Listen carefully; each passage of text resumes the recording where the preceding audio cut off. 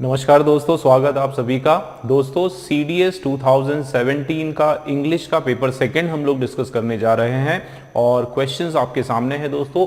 First to 27 के जो questions हैं उसके डायरेक्शन जो है आपके सामने लिखे हुए हैं दोस्तों। पैसेज के क्वेश्चंस हैं, हर एक में 3 या 4, हर पैसेज के बाद जो है 3 या 4 क्वेश्चंस आने वाले हैं। हम लोग उसको पूरा डिटेल में सॉल्व करेंगे दोस्तों। पैसेज को सॉल्व करने का जो तरीका मैं जिस तरीके से आपको करवाता हूं वो मैं बता देता हूं दोस्तों। सबसे पहले पैसेज का जो रूल है वो ये है कि उसको जो है हमको कम से कम 2 बार उसको पहले रीडिंग करना है, ठीक है ना। 2 बार रीडिंग करना है और उसके बाद थर्ड टाइम क्वेश्चन देखो और उसके बाद उसको फाइंड आउट करो। 2 बार अगर आपने रीड किया काफी है, ठीक है। तो पैसेज आपके सामने है, चलिए शुरू करते हैं। हम देख लेते हैं कि पैसेज हमारा एक स्लाइड का हमारा पैसेज है दोस्तों। इस पैसेज को पढ़ेंगे, 2 बार रीड करेंगे, एक बार थोड़ा स्लो, दूसरी बार थोड़ा सा फास्ट। मैं चाहता हूं दोस्तों आप लोग भी जो है मेरे साथ साथ रीड करें, ठीक। चलिए शुरू करते हैं। For many years, ship captains navigating the waters of Antarctica have been intrigued by sighting of emerald icebergs. Scientists have now explained their mystery.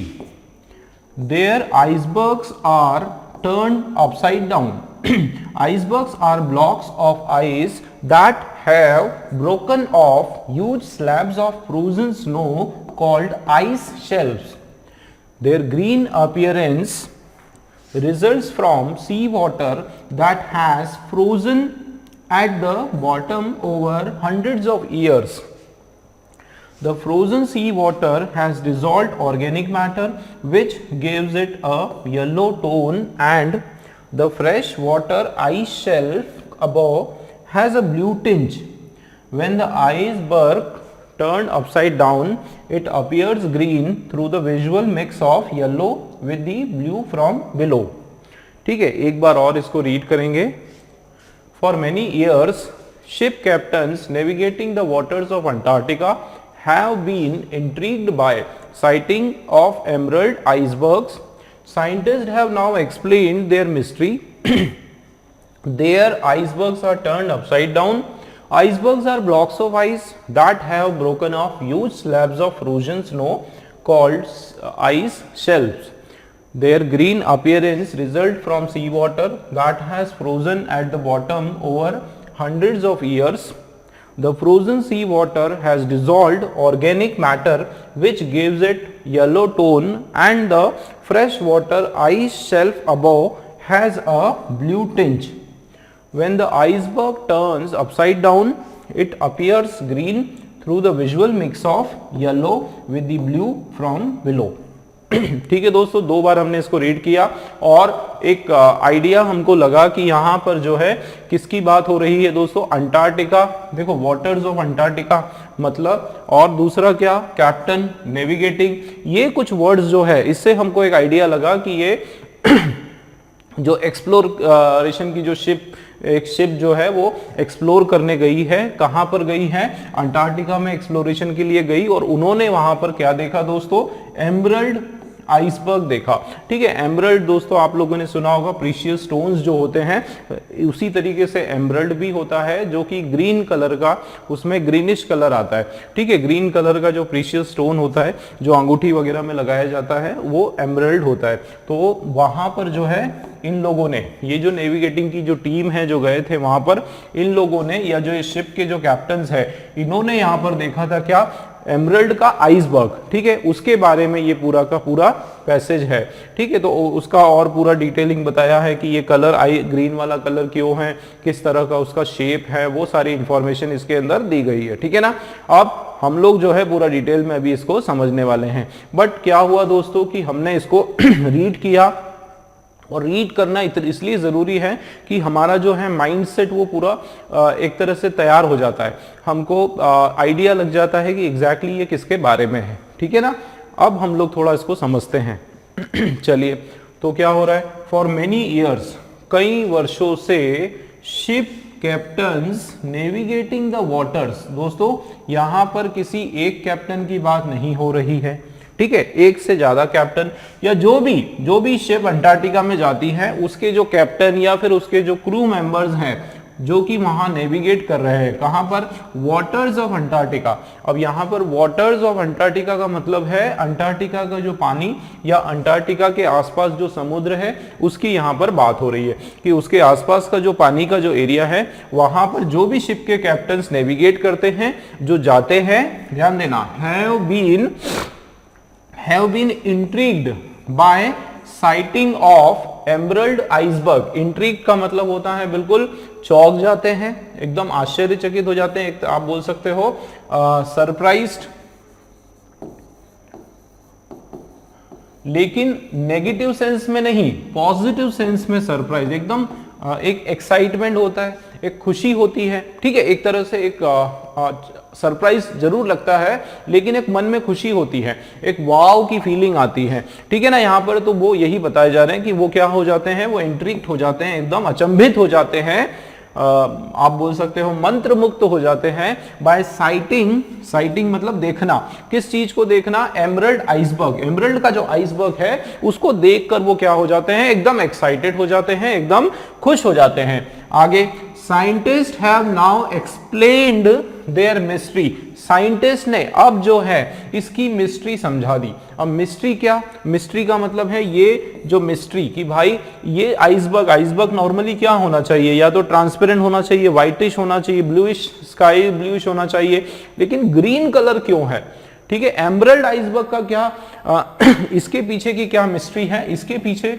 क्या अजीब बात है, उस बात को जो है साइंटिस्ट ने सॉल्व किया, इस मिस्ट्री को साइंटिस्ट ने सॉल्व किया। कैसे, अब देखते हैं। Their icebergs are turned upside down, their कौन है दोस्तों, देयर है यहां पर एमरल्ड, ठीक है, जो एमरल्ड ग्रीन वाले जो आइसबर्ग है उसके बारे में बताया है कि ये वाले आइसबर्ग्स जो है असल में एक्चुअल में क्या हुआ है कि ये अपसाइड डाउन टर्न हो गए हैं, मतलब उल्टे हो गए, ठीक है। अब उससे क्या हुआ देखो, आइसबर्ग्स आर, अच्छा ये डेफिनेशन है कि भाई आइसबर्ग क्या होती है।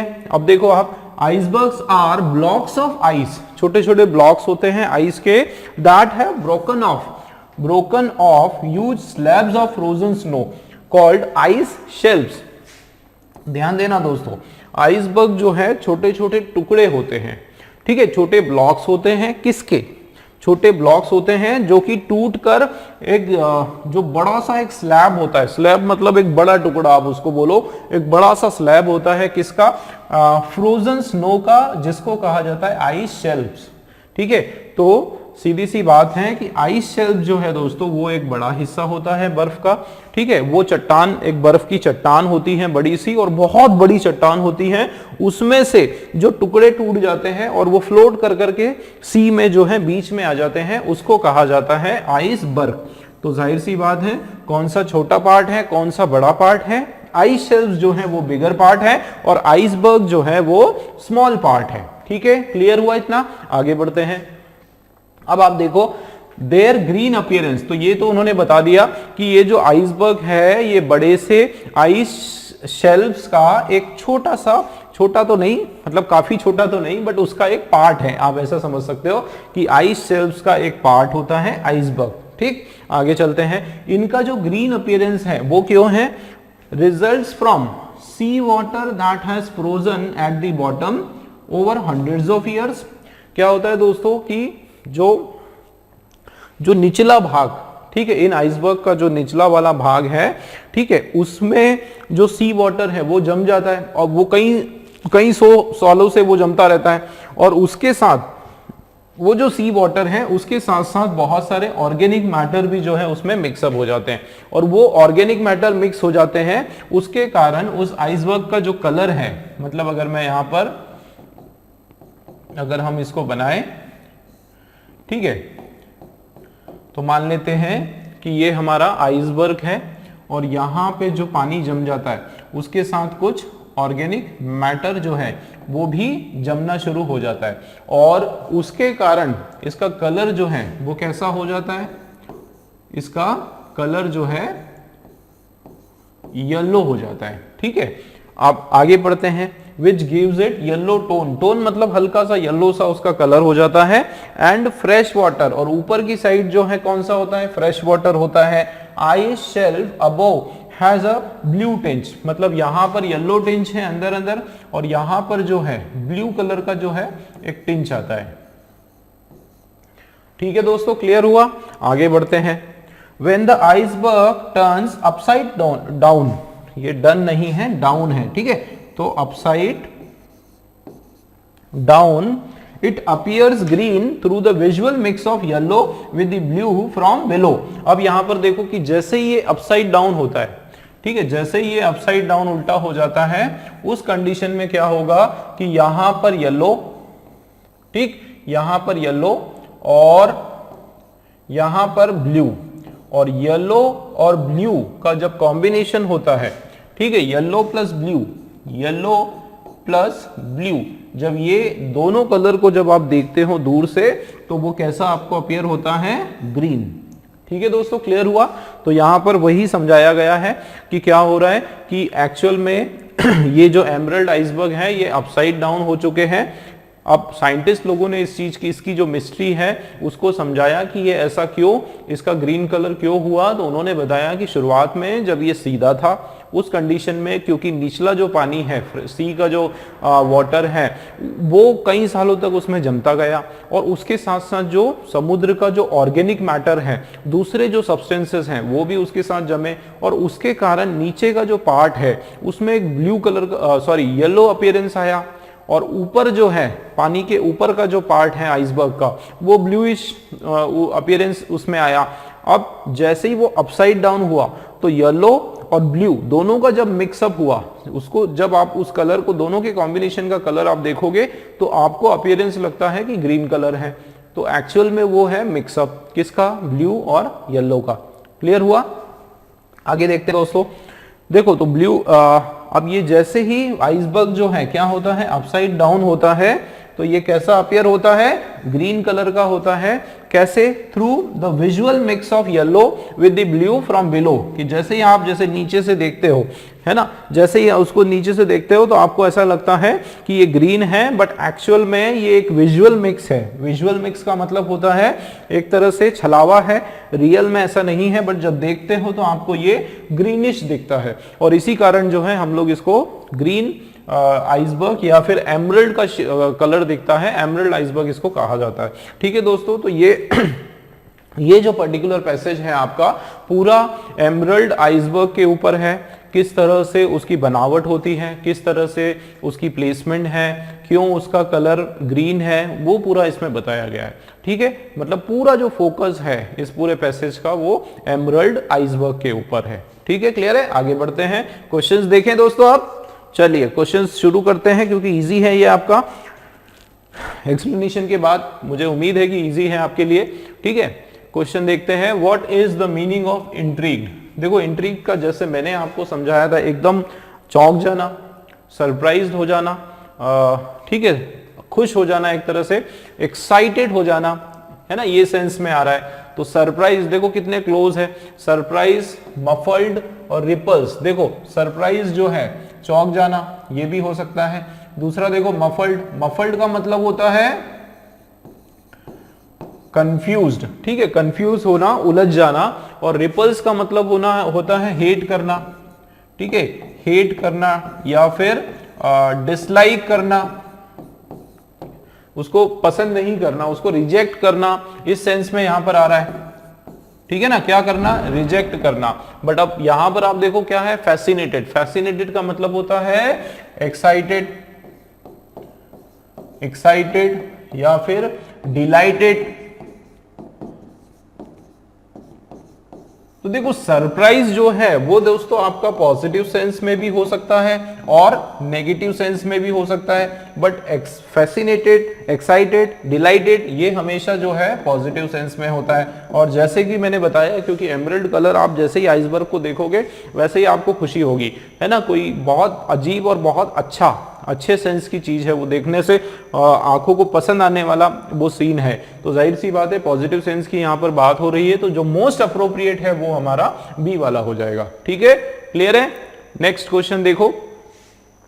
व्हाट आर आइस शेल्फ्स, बताओ जरा आइस शेल्फ्स क्या है। मैंने आप लोगों को समझाया था इसके अंदर कि ये जो आइस शेल्व्स हैं ये बड़ी सी वो होती है, स्लैब होती है, बड़ी बड़ी चट्टानें होती है जमे हुए स्नो की, फ्रोजन स्नो की। और ये जो आइसबर्ग्स होते हैं दोस्तों, ये छोटे छोटे ब्लॉक्स होते हैं, टुकड़े होते हैं जो इस शेल्व्स से अलग हटकर, इससे टूटकर जो है समुद्र में फैल जाते हैं, बिखर जाते हैं, है ना। तो आइस शेल्व्स जो है वो आइसबर्ग का छोटा, आइसबर्ग के आप बोल सकते हो कि आइसबर्ग्स जो है आइस शेल्व्स के छोटे पार्ट हैं। ठीक, देखते हैं इसमें क्या होगा। Huge pieces of chunks of ice, ये है, या फिर फ्रोजन सी वाटर है, या फिर पीसेस ऑफ आइस है विच लुक लाइक शेल्व्स वो है, या फिर ह्यूज पीसेस ऑफ आइस है विच आर वेरी ओल्ड, जो बहुत पुराने हैं। देखो चारों जो है कहीं ना कहीं आपको लग रहा है कि इसका आंसर हो सकता है। अब हमको देखना है कि पैसेज के हिसाब से, जो पैसेज में इसके बारे में क्या दिया है उसके हिसाब से हमारा आंसर हमको चूज करना है। ठीक है, क्योंकि देखो जाहिर सी बात है ice shell frozen sea water होगा, ठीक है, कोई ये रॉन्ग नहीं है ना। ह्यूज पीसेस ऑफ आइस होगा जो कि बहुत पुराने हैं, ये भी गलत नहीं है। ठीक है, उसके अलावा जो है क्या है, huge pieces of chunks of ice, chunks का मतलब होता है ब्लॉक्स, ध्यान देना, चंक्स का क्या मतलब होता है, ब्लॉक्स। तो huge pieces of chunks of ice, तो ब्लॉक्स ऑफ आइस, तो ये तो क्या हो गया, अगर इसके आंसर की मैं बात करूं तो ये हमारा है आइस बर्ग्स। ठीक है, आइस बर्ग्स है, इसकी बात यहां पर नहीं हो रही, इसका मतलब ये वाला हमारा कैंसिल। ठीक है, now they are frozen sea water. अब हम देख लेते हैं आइस शेल्व्स के बारे में क्या दिया है, एक बार और पढ़ते हैं, हमारे अंडरस्टैंडिंग पर डिपेंड करेगा कि आंसर हमको कौन सा देना है। ठीक है ना, क्या लिखा है, आइसबर्ग जो है देखो ब्लॉक्स हैं, किसके, आइस के ब्लॉक्स हैं जो कि दैट हैव ब्रोकन ऑफ, जो कि टूट चुके हैं, नहीं सॉरी, ये तो आइसबर्ग के बारे में, हमको चाहिए huge slabs of frozen snow, ये है हमारा आंसर दोस्तों। बड़े बड़े स्लैब्स हैं और किसके, फ्रोजन स्नो के, आइस के, जमे हुए जो आइस हैं उसके बड़े बड़े स्लैब हैं, बड़ी बड़ी उसकी चट्टाने हैं। देखते हैं तो ह्यूज पीसेस ऑफ जो है chunks of ice, chunks of ice ये भी हो सकता है, they are pieces of ice, टुकड़े हैं, आइस के पीस हैं, विच लुक लाइक शेल्फ, ये नहीं होगा, इसको कैंसिल कर दो। ठीक है, जो शेल्फ्स जैसे दिखते हैं वो तो नहीं है। ठीक है, फिर क्या होगा, they are huge pieces of ice. ठीक है, ये हो सकता है कि बड़े बड़े ह्यूज पीसेस हैं किसके, आइस के, और जो कि बहुत ही पुराने हैं। अब ये कहीं पर मेंशन नहीं किया है कि दे आर वेरी ओल्ड, है ना, ये कहीं पर मेंशन आपका नहीं किया गया है कि वो क्या है दोस्तों, बहुत ज्यादा ओल्ड है। ठीक है, तो ओल्ड वाला मेंशन नहीं किया, इसको कैंसिल कर दो। अब इसका मतलब हमारा आंसर क्या है दोस्तों, they are frozen sea water, बिल्कुल ये सही है। ठीक है, आपको अजीब लग रहा है लेकिन जो मोस्ट एक्यूरेट आंसर है वो हमारा यही है कि वो जमा हुआ एकदम फ्रोजन एक तरह से सी वाटर है। ठीक है, क्योंकि काफी बड़े लार्ज स्केल पर वो जो सी वाटर जो जब जम जाता है और काफी ज्यादा ठंड वहां पर पड़ती है, बहुत लार्ज स्केल पर वो जमता है और उसके कारण वो अपने आप नेचुरली वो शेल्व्स बन जाता है। ठीक है, क्लियर है। तो बी वाला जो है हमारा पैसेज के हिसाब से एकदम एग्जैक्टली राइट आंसर है। आगे चलते हैं नेक्स्ट क्वेश्चन की ओर। थर्ड वाला क्वेश्चन आप देखें, चलिए, व्हाट आर आइसबर्ग्स, इससे जस्ट पहले मैंने आपको इसका आंसर बताया कि ये huge pieces of chunks of ice है। इसमें देख लेते हैं, और इसका आंसर पैसेज में भी दिया है, देखो, huge chunks of ice floating on water, ये हो सकता है। फ्रोजन सी वाटर नहीं होगा, क्यों, क्योंकि ये आइस शेल्व्स हैं। ठीक है, जिसका आंसर हमने अभी लिखा। तो फिर ग्रीन आइस नहीं होगा, क्योंकि ग्रीन आइस जो है वो एमरल्ड होता है। ग्रीन येलो वाटर बिलो ये सब भी नहीं। ठीक है, तो जाहिर सी बात है आंसर हमारा फर्स्ट वाला क्या होगा दोस्तों, huge chunks of ice floating on water. Chunks का मतलब होता है ब्लॉक्स। ठीक है, क्या मतलब होता है, ब्लॉक्स या पार्ट्स, उसके छोटे छोटे पार्ट्स, उसके टुकड़े, है ना, ये हम बोल सकते हैं। तो उस हिसाब से ये हमारा राइट हो जाएगा कि huge chunks of ice floating on water, जो कि पानी पे जो है एक जगह से दूसरी जगह क्या करते हैं, फ्लोट करते हैं। ठीक है, क्लियर है। नेक्स्ट देखो फोर्थ वाला question, when the iceberg turns upside down it appears कौन सा कलर? ये इजी है, सबको पता है, ग्रीन है ना, व्हाइट की स्पेलिंग में ई आएगा यहां पर। देखो कि जैसे ही वो अपसाइड डाउन होता है उसमें दो कलर का मिक्सअप होता है, येलो कलर ऊपर आ जाता है, ब्लू कलर नीचे आ जाता है, और दोनों का जो इम्पैक्ट है वो ग्रीनिश होता है ना, और इसलिए जो है ये ग्रीन कलर बिल्कुल राइट हो जाएगा। ठीक है दोस्तों, क्लियर है? अगला क्वेश्चन, चलिए 4 क्वेश्चन थे इस पैसेज में। अगला पैसेज आपके सामने, पैसेज नंबर 2, और इसको भी जो है हम लोग इसी तरीके से करने वाले हैं। एक स्लाइड का पूरा ये लिखा हुआ है। चलिए मेरे साथ आप भी पढ़ें, और थोड़ा और हम स्लो पढ़ेंगे, मुझे लगता है कुछ फास्ट पढ़ रहे हैं। एक बार थोड़ा स्लो, फिर दूसरी बार फास्ट। स्टार्ट करते हैं।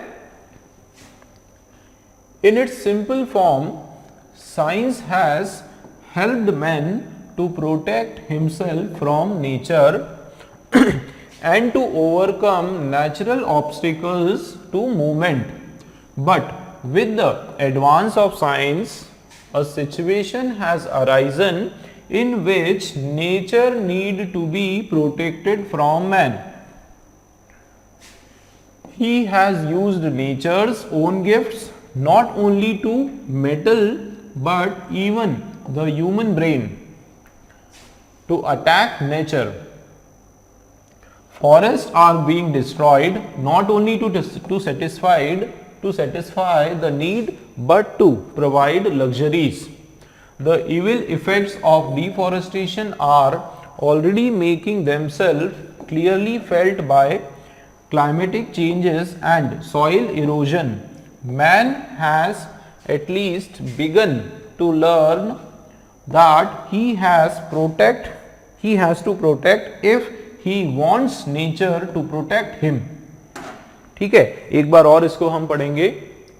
In its simple form, science has helped man to protect himself from nature and to overcome natural obstacles to movement. But with the advance of science, a situation has arisen in which nature need to be protected from man. He has used nature's own gifts not only to metal but even the human brain to attack nature. Forests are being destroyed not only to satisfy the need but to provide luxuries. The evil effects of deforestation are already making themselves clearly felt by climatic change and soil erosion. Man has at last begun to learn that he has to protect if he wants nature to protect him. ठीक है दोस्तों, 2 बार हमने इसको पढ़ा और इससे हमको जो है एक आइडिया लग रहा है कि नेचर के बारे में, प्रकृति के बारे में ये पैसेज है, और किस तरीके से इंसान जो है वो प्रकृति का यूज करता है और प्रकृति बदले में उसको कैसे सहायता करती है। लेकिन देखा गया है कि धीरे धीरे इंसान जो है प्रकृति को उजाड़ने लगा। ठीक है, पहले जो है इंसान प्रकृति के ऊपर निर्भर करता था, लेकिन अब जो प्रकृति का एग्जिस्टेंस है वो इंसानों पर निर्भर करता है। इंसान की अगर अच्छी मंशा रही तो प्रकृति बच सकती है, वरना प्रकृति को कोई बचा नहीं सकता। तो इस तरह की कुछ यहाँ पर बात की जा रही है। ठीक है, डिफॉरेस्टेशन की बात हो रही है कि पेड़ जो लगातार कटते जा रहे हैं और किस प्रकार जो है इंसान अपने स्वार्थ के लिए, अपने लग्जरीज के लिए, अपनी चीज़ों के लिए जो है फॉरेस्ट को, जंगल को उजाड़ता जा रहा है, पेड़ काटते जा रहा है, नुकसान करते आ रहा है। तो इस तरह का कुछ इसमें डिस्कशन हो रहा है। ठीक है, इतना आइडिया लगा, पढ़ने से काफ़ी है। चलिए अब इसको पूरा डिटेल में हम लोग समझेंगे। ठीक, स्टार्ट करते हैं। देखो, इन इट्स सिंपल फॉर्म, मतलब अगर हम साधारण फॉर्म की बात करें, एकदम नॉर्मल फॉर्म की बात करें, तो science has helped man to protect himself from nature. कि साइंस जो है, विज्ञान में शुरुआत में क्या हुआ कि जब शुरुआत की में, या फिर जो बेसिक जो साइंस का जो कार्य रहा, साइंस का जो योगदान रहा, वो क्या रहा कि to protect himself from nature. इंसान को जो है नेचर से प्रोटेक्ट करने का जो कार्य है वो साइंस का रहा। अब आप देखो कि पहले जब जो आदि मानव या जो लोग जंगल में रहते थे उन लोगों को साइंस की वजह से जो है, जैसे साइंस या कुछ छोटी मोटी तकनीक की वजह से जो है उन्होंने व्हील्स वगैरह का, व्हील का पहियों का निर्माण किया और उसके कारण उनको एक जगह से दूसरी जगह जाने में आसानी हुई। उसके अलावा शेल्टर के लिए उन्होंने कुछ ऐसी चीजें बनाई, ईंटें वगैरह बनाई, तो ईंटों, ये सब साइंस की देन है और इसके वजह से उन्हें शेल्टर मिला। कपड़े वगैरह जब आए तो कपड़ों की वजह से उनको जो है ठंड या गर्मी या बारिश, उससे अपने आप को उन्होंने बचाया। तो एक तरह से नेचर का जो प्रकोप है उससे बचाने के लिए साइंस ने हेल्प करा, है ना। तो शुरुआत में क्या हो रहा है कि साइंस ने जो है इंसानों को नेचर से बचाने के लिए सहायता की। And to overcome natural obstacles to movement, है ना, और बहुत सारे तरीके से, जैसे एक जगह से दूसरी जगह अगर मूव करना है उसमें भी जो है बहुत सारे जो नेचुरल ऑब्स्टिकल्स हैं, जैसे पानी में, अब इंसान जो है पानी में चल के जा नहीं सकता, हर कोई किसी को तैरना भी नहीं आता है, तो उसके लिए बोट बनाई गई, ठीक है। अगर स्पीड से जल्दी जाना है एक जगह से दूसरी जगह तो उसके लिए जो है एरोप्लेन बनाया गया। बहुत सारे ऑब्स्टिकल्स जो है उसको, जो नेचुरल ऑब्स्टिकल्स हैं, जो बाधाएं हैं प्राकृतिक, उन बाधाओं को पार करने के लिए साइंस ने जो है इंसान की काफी मदद की। लेकिन अब क्या हो रहा है, अब क्या हो रहा है कि with the advance of science की, जैसे जैसे विज्ञान ने तरक्की करी कि अ सिचुएशन हैज अराइजन, इस प्रकार की एक परिस्थिति यहाँ पर आ गई है, उत्पन्न हो चुकी है, in which nature need to be help, need to be protected from man, कि आज एक ऐसा परिदृश्य बन चुका है, एक ऐसी सिचुएशन आ चुकी है जिसमें प्रकृति को इंसान से बचाना जरूरी है ना। पहले इंसान जो है अपने आप को प्रकृति से बचाने के लिए बहुत सारे काम कार्य किए, साइंस, विज्ञान का आविष्कार, विज्ञान आया, विज्ञान ने इंसान की मदद की। लेकिन अब एक ऐसी परिस्थिति हो गई जब साइंस ने, टेक्नोलॉजी ने बहुत ज़्यादा तरक्की की, इस समय नेचर को इंसान से कैसे बचाया जाए वो एक बहुत बड़ा विचारणीय प्रश्न है, ठीक है ना। तो देखो, in which nature need to be protected from man, कि आज के समय में ऐसा हो गया है कि प्रकृति को इंसान से कैसे बचाया जाए। आगे देखते हैं, he has used nature's own gift, जो प्रकृति का स्वयं का जो गिफ्ट, मतलब जो प्रकृति ने हमें जो गिफ्ट दिया, जगह हमें दी, हवा हमें दी, पानी हमें दिया, ठीक है, फॉरेस्ट हमें दिया, हर चीज हमको जो है प्रकृति से प्राप्त हुई।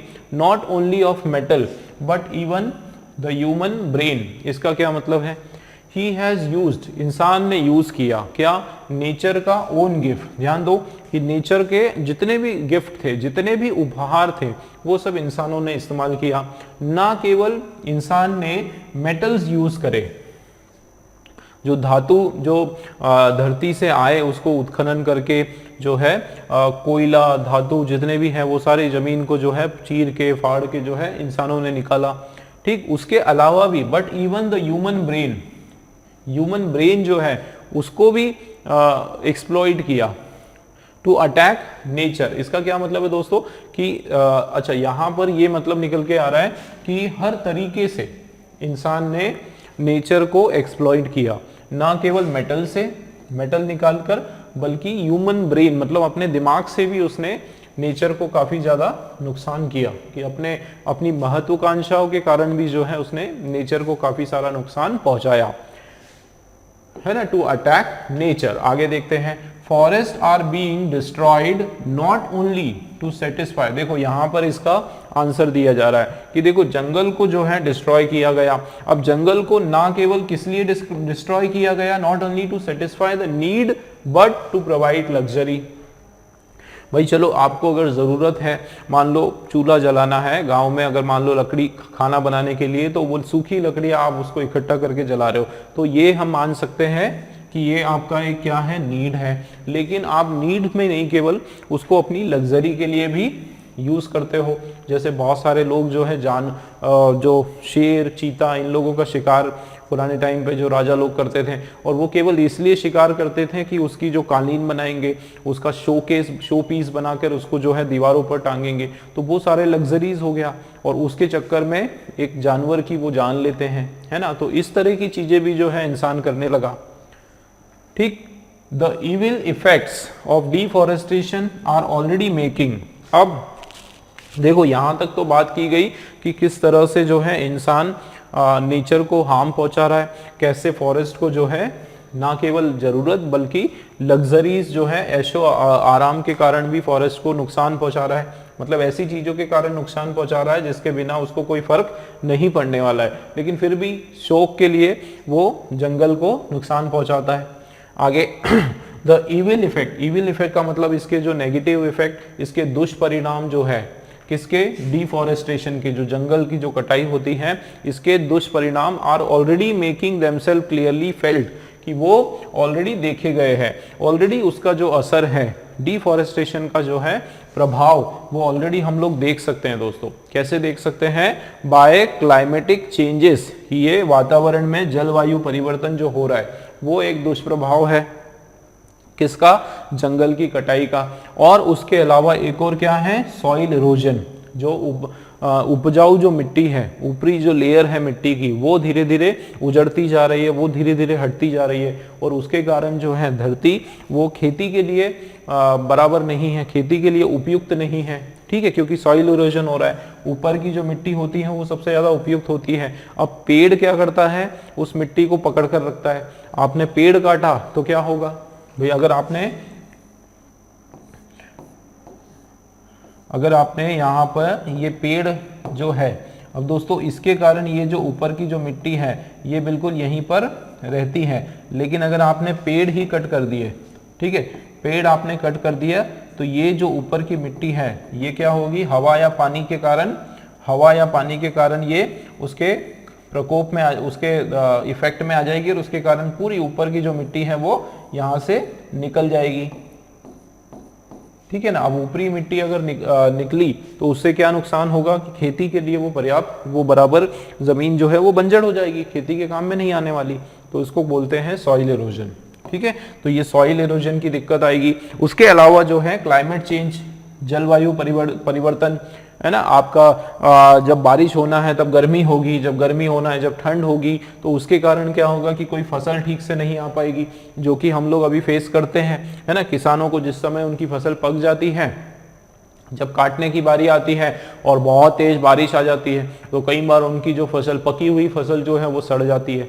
तो ये एक प्रॉब्लम, बहुत सारी ऐसी चीजें आप लोग फील कर पा रहे हो दोस्तों। तो ये क्यों आ रहा है, उसी को ये बताने की कोशिश कर रहे हैं कि डिफॉरेस्टेशन, जो जंगल की कटाई है, उसका ये दुष्परिणाम है, ठीक है ना। आगे देखो क्या बोला गया है, man has at last began to learn that he has to protect if he wants nature to protect him। देखो यहाँ पर अब ये कंक्लूजन किया गया, आखिरी में एक बताया गया कि आखिर चाहे इतनी सारी जो दिक्कतें आई, उसके बाद जो है इंसान ने आखिरी में ये सबक सीखा, आखिरी में उसको पता चला कि किस तरीके से उसके नेचर को नुकसान पहुंचाने के कारण उसको कितनी प्रॉब्लम्स का सामना करना पड़ा। देखो एट लास्ट उसको ये वो सीखना उसने शुरू किया कि उसको जो है अब क्या करना पड़ेगा, नेचर का ध्यान रखना पड़ेगा, नेचर को प्रोटेक्ट करना पड़ेगा, नहीं तो क्या होगा कि उसकी स्वयं की प्रोटेक्शन नहीं हो पाएगी।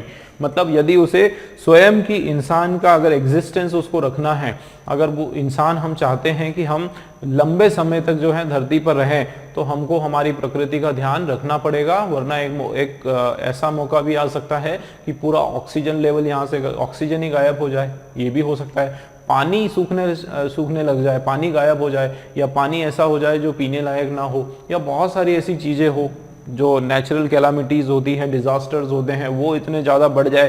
तो ये सारी जो चिंताएं हैं, उसके कारण इंसान को आखिरी में खैर ये चीज़ समझ में आई है कि अगर मैं अपने नेचर को प्रोटेक्ट नहीं करूँगा, तो ये हो सकता है कि मुझे नेचर से कोई प्रोटेक्ट नहीं कर पाएगा, ठीक है। तो ये मेरे विचार नहीं है दोस्तों, ये विचार जो है पैसेज के हैं, और पैसेज को मैंने थोड़ा सा अपने तरीके से एलोबरेट कर दिया, पर उम्मीद है कि आप लोगों को पूरा एक्सप्लेनेशन क्लियर हो गया होगा, ठीक है, चीजें क्लियर हो गई होगी, और इजी है, ये नेचर के बारे में है, ठीक है। आप लोग वीडियो को पॉज करके जो है एक बार खुद से रीड कर सकते हैं, है ना। चलिए आगे बढ़ते हैं, क्वेश्चंस देखते हैं। तो क्वेश्चन नंबर 5 आपके सामने देखो क्या लिखा है, The use of science in its simple form has helped man to, ध्यान देना, अगर ये शुरुआत की लाइन है, देखो शुरुआत की लाइन है कि साइंस का जो यूज है, जो सबसे सामान्य तरीके से एकदम सिंपलेस्ट फॉर्म में वो क्या है, वो इंसान को मदद करना। कैसे मदद करना, किस चीज में मदद करना, इंसान को मदद करना। हम लोग इस पर देखते हैं, ये देखो ओवरकम, ये हमारा आंसर है, नेचुरल ऑब्स्टिकल्स टू, नहीं प्रोटेक्ट हिमसेल्फ फ्रॉम नेचर, ये वाला यहां से protect himself from nature to overcome natural obstacles to movement, ठीक है, to protect himself from nature, अच्छा सॉरी यहां से है to protect himself from nature. एक तो ये कारण है कि इंसान को जो है प्रकृति के जो दुष्परिणाम है उससे बचा के रखें, और जो एक जगह से दूसरी जगह जाने में जो दिक्कतें हैं उससे उभरने में मदद कर सके। ये दो कारण हैं। अब देख लेते हैं, तो do such thing as building shelter, घर बनाने में, कार्ड्स बनाने में, बोर्ड बनाने में, ये बिल्कुल हो सकता है। क्योंकि आप अगर थोड़ा डिटेल में जाओगे तो देखो क्या होगा, हम जब दोस्तों शेल्टर बनाते हैं, हम जब अपना घर बनाते हैं तो उससे क्या होता है दोस्तों, बताओ जरा। हम जब घर बनाते हैं तो उससे क्या होता है, हम अपने आप को प्रकृति से बचाते हैं, उसके प्रकोप से बचाते हैं, बारिश से बचाते हैं, ठंड से बचाते हैं, गर्मी से बचाते हैं, है ना, जाहिर सी बात है। तो ये बिल्कुल सही है। और दूसरा, मूवमेंट में हेल्प करना, एक जगह से दूसरी जगह जो है आने जाने में मदद मिलना, और उसके लिए क्या बनाया जाता है, उसके लिए कार्ट्स, घोड़ा गाड़ी, बैलगाड़ी, ये सब, और उसके साथ पानी में जाने के लिए बोट बनाई जाती है। तो देखो इतना समझना जरूरी है दोस्तों। अगर हम पैसेज को समझ पाएंगे ठीक से तो आंसर दे पाएंगे। बहुत सारे लोग जो हैं, आप में से बहुत सारे बच्चे जो हैं, जो बिल्कुल उसको जल्दीबाजी में रहते हैं, इसको पढ़ेंगे नहीं, उसको लगेगा कि सर ना तो बिल्डिंग शेल्टर लिखा है और ना ही कार्ट लिखा है, ना ही बोट लिखा है, तो ये नहीं होने वाला है ना। तो लिखा तो ये भी नहीं है बॉम्ब या मिसाइल, और बिल्ड फैक्ट्रीज भी नहीं लिखा है, और मेक प्लेन्स भी नहीं लिखा है, ठीक है। इसमें से कुछ भी पैसेज के अंदर नहीं दिया है। तो आपको पैसेज के अंदर ये वाले शब्द नहीं ढूंढना है, आपको मीनिंग के हिसाब से करना है। और जो राइट मीनिंग है दोस्तों वो ये है, क्योंकि ये आपकी क्या है, बेसिक नेसेसिटी है जो इंसान को चाहिए। भाई रोटी कपड़ा मकान हम बोलते हैं ना, तो एक शेल्टर हो गया, उसके बाद आने जाने के लिए, मूवमेंट के लिए आपको कुछ चाहिए, है ना। बॉम्ब्स मिसाइल की कोई जरूरत नहीं है, आपके समय में जरूरत है जब दो देश या सब आपस में लड़ते हैं। फैक्ट्रीज वगैरह एक्स्ट्रा लग्जरी की चीजें हो गई, ये लग्जरी हो गया, तो ये सब चीजें नहीं, बेसिक नेसेसिटी की बात हो रही पैराग्राफ में, उसके हिसाब से ये वाला हमारा बिल्कुल राइट आंसर है, ठीक है ना। नेक्स्ट क्वेश्चन देखते हैं, देखो 6th वाला question, nature now needs to be protected from man because, देखो अब नेचर को जो है मैन से, इंसान से बचाकर रखना पड़ेगा, ऐसा क्यों, आंसर बताओ क्या होगा, आप लोग बताओ, ए बी सी या D. Nature has become weak, हमारी जो प्रकृति वो कमजोर हो गई, और या फिर man is rapidly destroying nature, इंसान जो है वो लगातार नेचर को उजाड़ता आ रहा है। Man is cruel to animal, जानवरों के साथ बहुत ज्यादा क्रूर होते जा रहा है इंसान। या फिर मैन हैज बिकम इरैशनल, इंसान जो है क्या हो गया, इरैशनल हो गया, मतलब नई नई चीजें करना शुरू हो गया। तो नेचर नाउ जो है needs to be protected by man, क्यों प्रोटेक्ट करना जरूरी है, तो इसमें से जो मोस्ट अप्रोप्रिएट आंसर क्या होना चाहिए दोस्तों, देखो ये तीनों सही हैं, ठीक है, ये भी सही लग रहा है, ये भी सही लग रहा है, ये भी सही लग रहा है, ठीक है, तीनों सही है, लेकिन जो मोस्ट अप्रोप्रिएट मीनिंग कौन सा आ रहा है वो बताओ, है ना। देखो अगर मैं बताता हूं कि nature has become weak, nature क्या हो गया है, कमजोर हो गया है, अब इसका मतलब क्या है कि रैपिडली डिस्ट्रॉय भी हो रहा है, एनिमल्स भी किल हो रहे हैं, ठीक है, और इंसान की जो आदतें हैं, हरकतें हैं, वो भी खराब हो रही है। तो तीनों चीजें इसके अंदर आ गई, किसमें, फर्स्ट के अंदर, है ना। तो इसमें एक तरह से तीनों का जो अर्थ है उसका समागम हो गया। तो ए वाला जो है वो हमारा बिल्कुल अप्रोप्रिएट आंसर है, ठीक है। Next, forest are being destroyed in order to का मतलब होता है बिकॉज, है ना, क्यों डिस्ट्रॉय किया गया फॉरेस्ट को, जंगल को क्यों उजाड़ा गया, प्रोवाइड लैंड फॉर एग्रीकल्चर, बिल्कुल सही रीजन है भाई, अगर आपको जमीन चाहिए खेती के लिए तो उसके लिए जंगल की कटाई होती है ना, तो ये भी है। और देखते हैं, बहुत ही क्लोज मीनिंग वाले हैं, चारों क्लोज मीनिंग होंगे। प्रोवाइड वुड फॉर फ्यूल, ये भी है कि forest are being destroyed in order to, क्यों जंगल को उजाड़ा जाता है, कि लकड़ियों को जो है लकड़ी के लिए जो फ्यूल चाहिए उसके लिए डेंजरस एनिमल को मारा भी जाता है। Provide necessities as well as needless comfort and pleasure, ये चीज दोस्तों दी हुई है पैसेज में कि एक तो जो बेसिक नेसेसिटी है, जो नीड है, उसकी पूर्ति करने के लिए जंगल को काटा जाता है, और उसके साथ साथ जो लग्जरी है, जो जो बिना जरूरत की चीजें हैं उसके लिए भी, ऐशो आराम की जो वस्तुएं हैं उसकी प्राप्ति के लिए भी जो है लोग जंगल की कटाई करते हैं। देखो यहां पर क्लियरली लिखा हुआ है, देखो ये ना केवल इंसान की जरूरत पूरी करने के लिए, लेकिन जो लग्जरीज है उसकी भी पूर्ति करने के लिए जंगल की कटाई की जाती है, फॉरेस्ट को डिस्ट्रॉय किया जाता है। ठीक है, तो मोस्ट अप्रोप्रिएट आंसर हमारा दोस्तों डी वाला हो गया। नेक्स्ट देखते हैं आगे 8th वाला question, the evil effect of destroying nature instead of using it is seen in. चलिए, तो हार्मफुल जो इफेक्ट है, जो दुष्परिणाम है, या जो क्रूर, जो उसके बहुत ही नकारात्मक जो इफेक्ट हैं किस चीज के, प्रकृति को उजाड़ने के, ठीक है, वो कहाँ देखा गया, कैसे उससे कैसे उसको हमने समझा या देखा। देखो इसके 2 रीजन दिए हैं भाई, प्रकृति को खराब करने के जो दुष्परिणाम हैं उसके 2 रीजन हैं। ठीक है, कौन से 2 रीजन हैं?